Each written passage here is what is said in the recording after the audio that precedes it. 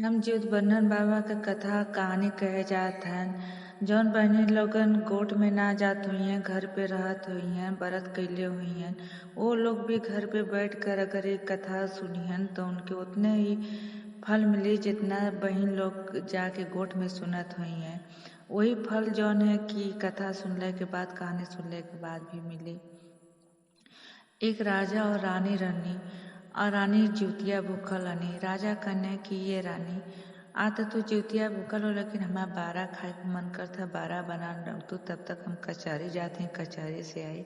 रानी कहनी ठीक है राजा तो जा, हम बारह बनावत हैं। रानी लगनी बारह बनावत, लेकिन बारह बनावत ही लेकिन भूखल है ज्योतिया, लेकिन उनका मन ना मन कहने की का करी बरवा खा ली, लेकिन उनका कितनो मन मनाव थी ना मन मानल, बारह लेके खाए शुरू करनी। जो एक मुट्ठी बारह हाथे में रहनी आ एक बारह मुँहे में कटने, तब राजा के ठड़ा हो गई ना। कहने हे रानी हमके पानी पिया दे तू। फट से वो गोजनौटा में अपने अचरा में जौन है वो बारह चुरा लेनी। जब बारह चुरा लेनी तो कनौ से राजा पानी मांगे लगना, वहाँ से हटतो ना हमें ठड़ा हमें।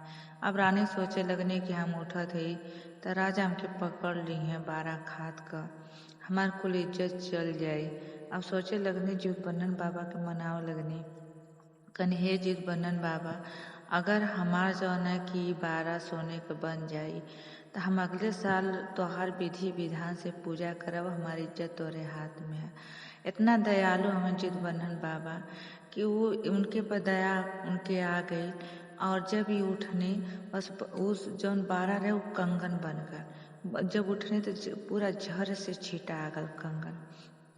राजा देखने तो कहना अरे रानी इतना सुंदर कंगन कहाँ से ले लो हुआ। रानी कहने कि हमारे बाबा आलन वह ही कंगन देके गई न। तो राजा कहना कहो रानी हम तो शिकार खेले गल नहीं, तो छोट सा उधर पड़ल रहलू, हम तो के लेके अनी और अपन रानी बना लेंगे। हम तो तोरे माई बाप और नैयर देखले ही न रनी है, तनी हमों के दिखवा, हमों के भेंट करावा। रानी कने ठीक बा। राजा चल गई न कचहरी। रानी जाके जंगल में बैठ के रोवत ही, खूब रोवत ही, और उनके रोला से झरझर झरझर पतई गिरत था।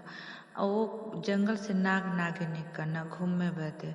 जब देखना रोवत कतई न करना कि ये तिवई तो के कौन कष्ट पड़ल लगी, तू इतना जंगल में घनघोर तू रोवत हो, पूरा पतई खरखरा खरखरा के गिरा था। तब रानी कहने कि तो लोगन हमार दुख ना कुछ क पैबा, तो लोगन जहाँ जात हुआ तहाँ जा, कहे नाही बतावा। तो कहत हन कि हम जौन है कि ज्योतिया भूखल रनिया, राजा कहना बारह बनावे के, हम बारह बनावे लगनी। हमार मन ना मानल, हम बारह खाए शुरू करनी, तबे राजा आ गई ना, हमको जनौटा में चुरा लेनी। राजा पानी मांगे लगना, हम उठ के गईनी। हम कहली हे ज्योत बंधन बाबा, अगर हमारी बारह का सोने का हो जाई तो हम जौन तोहार विधि विधान से अगले साल पूजा करब, हमारू बारह सोने का कंगन होगा। राजा पूछना तो हम झूठ बोल देनी कनी हमार बाबा देना है, हमरे नैयर हैये ना बुकात में बाबा नैयर अपन दिखावा ना, हमरे नैयर बा ना हम जौन देखा हमार झूठ पकड़ा जाए। तब राजा वो नाग नागिन कहने की रोवा मत, हम तोहार माई बाप बनब, आ तू जौन है कि कना से जाके राजा से बोल दिया और लेके अइया।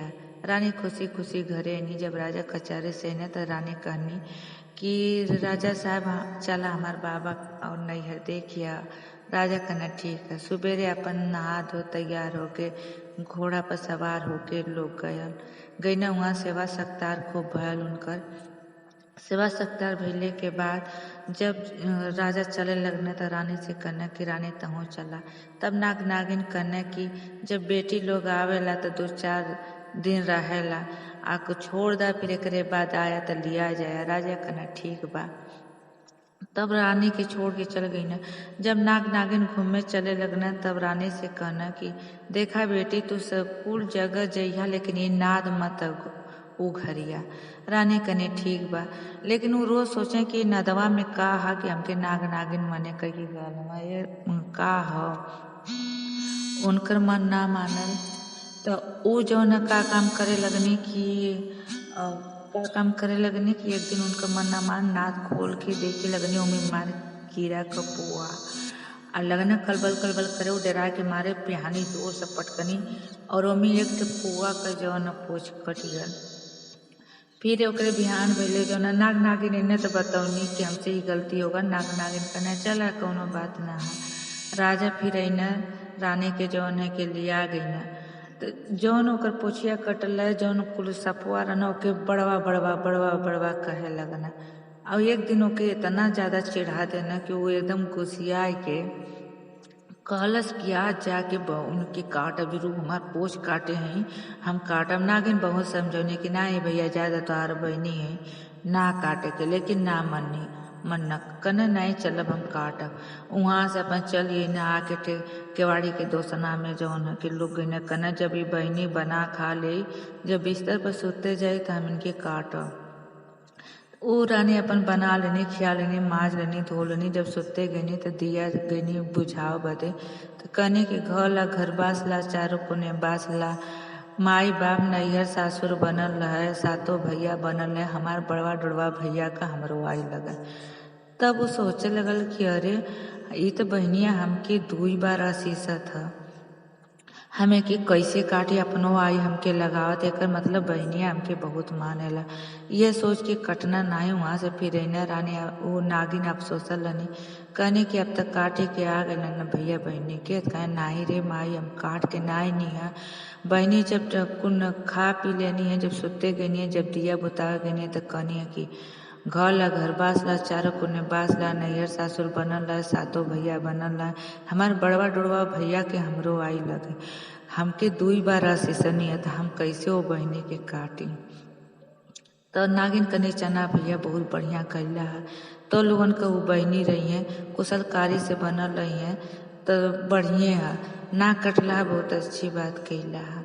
अपन वहाँ से लोग सब उन्हों के नैहर बन गल, उनकर सासुर बन गल, उनका इज्जत बन गल, अपन सब खुशहाल से रहे लगल।